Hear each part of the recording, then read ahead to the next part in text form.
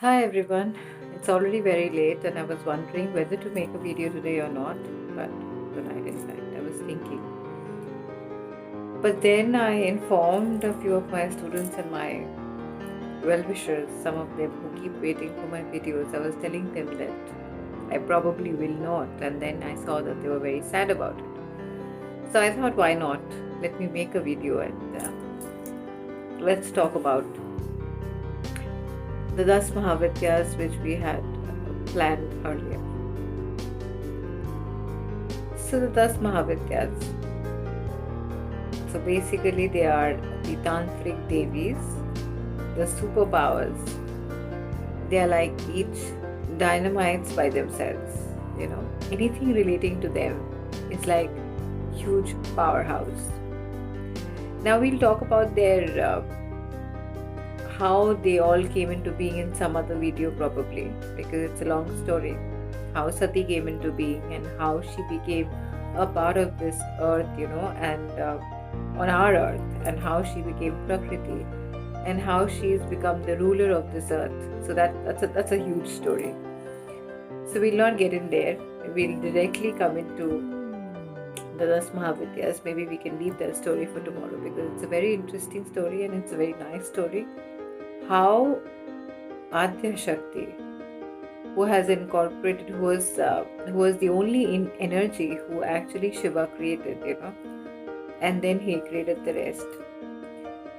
So how that all happened, we'll talk about it some other time.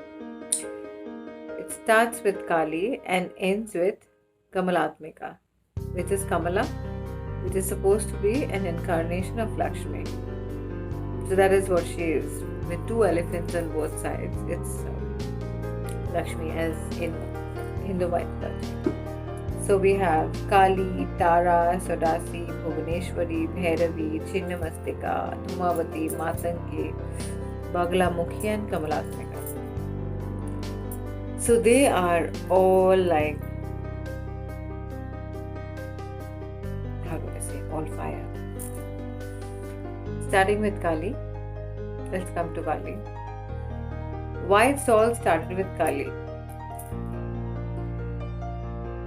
Tantra is a huge thing, as I keep saying. You need to keep changing yourself within. So, what is the Mooladhar? What do people think about most of the time? Is things too materialistic, things too sensitive to our emotions. So, we are talking about Kali. If a man, how's the description of Kali? She is nude. She is strong, she is on top of Shiva. So it says that she is all power.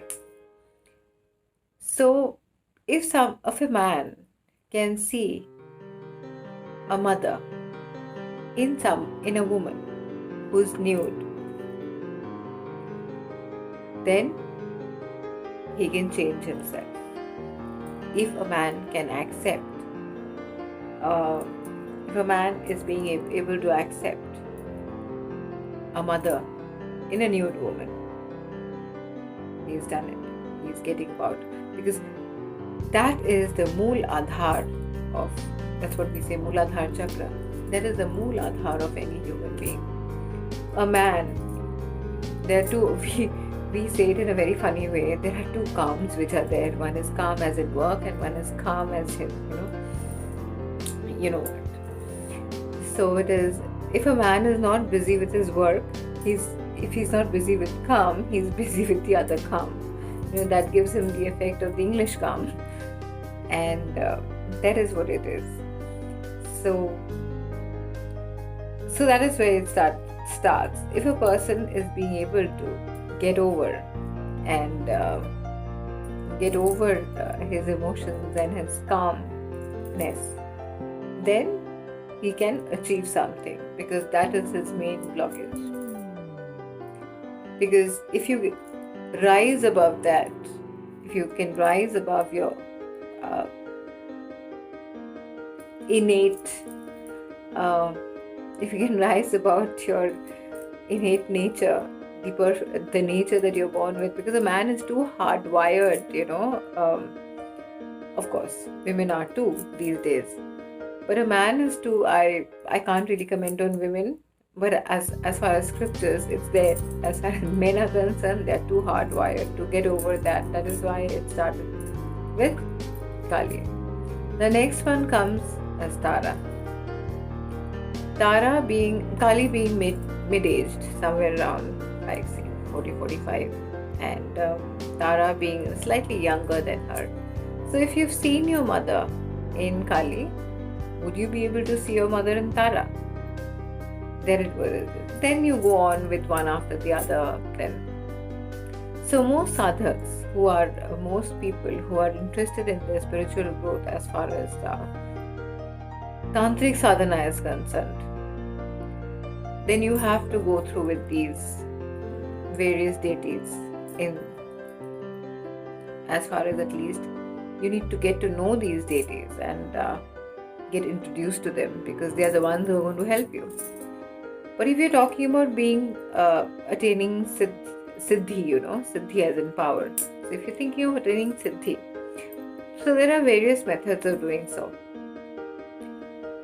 There is, like for example, Bhuvaneshwari. You actually have to do 32 lakh japas, as in chanting. And you have to do that at least like 7 times. And then you get to, get that power or siddhi of Bhuvaneshwari, which is like really difficult. So in one lifetime, a person gets, usually your entire lifetime is consumed with one. When you start with Kali, you just remain with Kali because she'll all consume you, in all kinds of moha, maya, and that illusion, that love, that the other sentiments.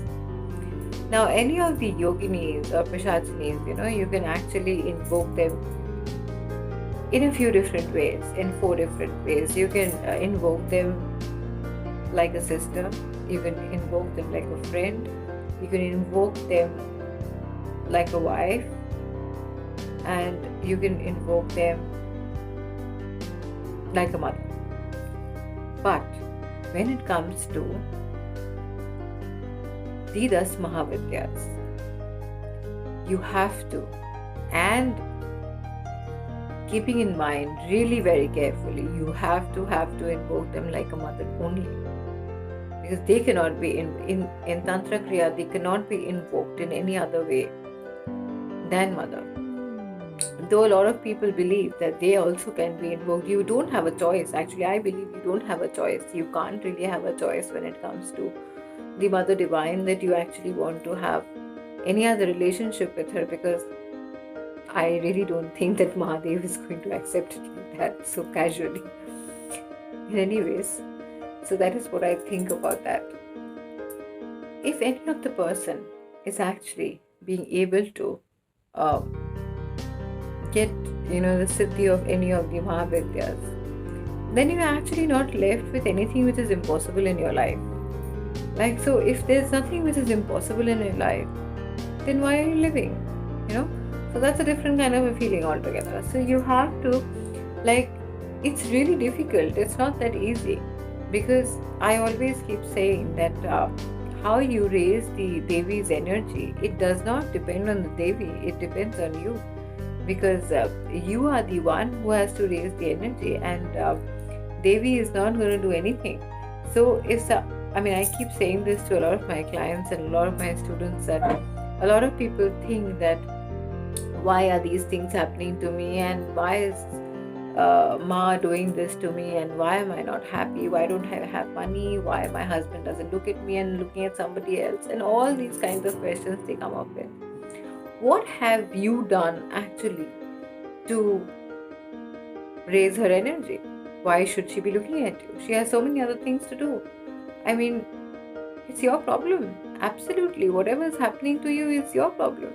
And are you actually even thinking about her throughout the day? That whatever you have so many other things to do, or you're just busy with your own self? Do you even have the time? When people require something, that is when they think about God. Otherwise, they don't think about anyone at all. They are so engrossed in their own lives. So like I said, if somebody actually does the Mahavidyas right, and if he is doing his practice right, he's above all this. I mean, none of these things are going to be affecting him. None of his problems are going to be affecting him. None of his problems are going to be big enough for him. So, if his own problems are not big enough for him, then how can your problems be big enough for him to understand?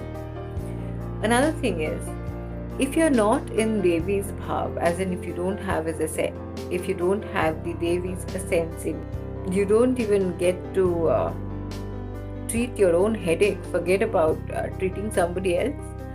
So, and that is what it is. So, if you have to be in the bhav of Devi, if you have to live in Ishwar bhav, and if you have to have any of those things, so you need to have a life which is like dedicated to Devi. It cannot be like, I have my husband, I have my child, they come in front of,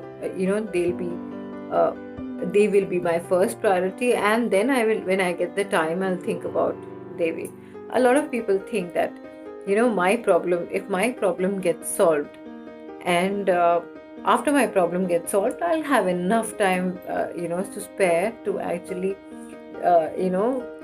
go in the spiritual world or do any kind of sadhana. But that's not true, because if the Devi really loves you, will never give you your desired wish, because probably she knows it more, that if you get exactly what you want, then you're not going to be you anymore.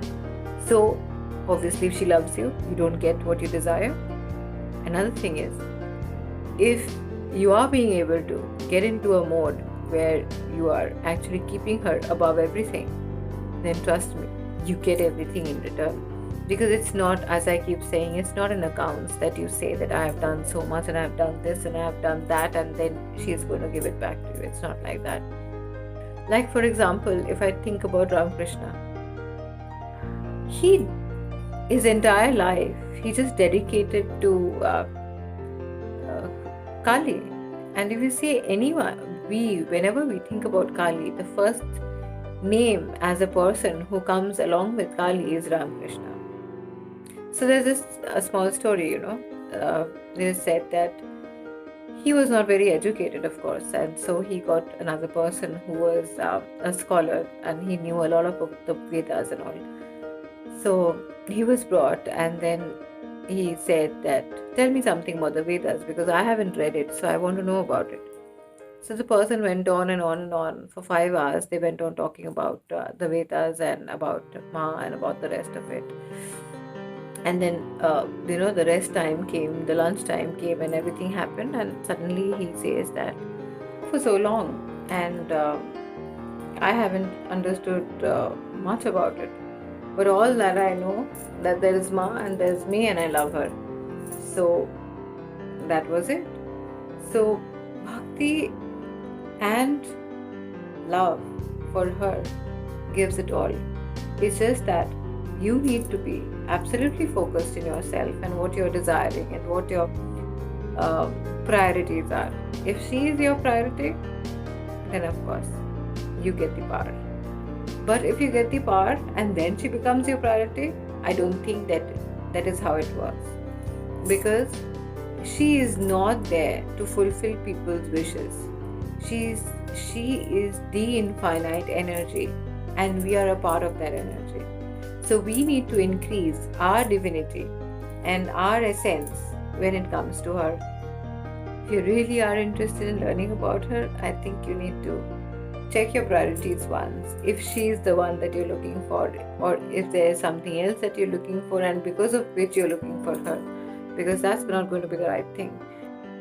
She loves to be loved. And the way, as I said, we'll talk about it tomorrow, as how she got into this control of this earth, and how she is the one who can help us. So probably, that is it, I would like to say. And keep her in your heart, because she is the one who is the only one who is capable of bringing some life, bringing some love into your life. and bring the essence of life which you can live and be happy forever.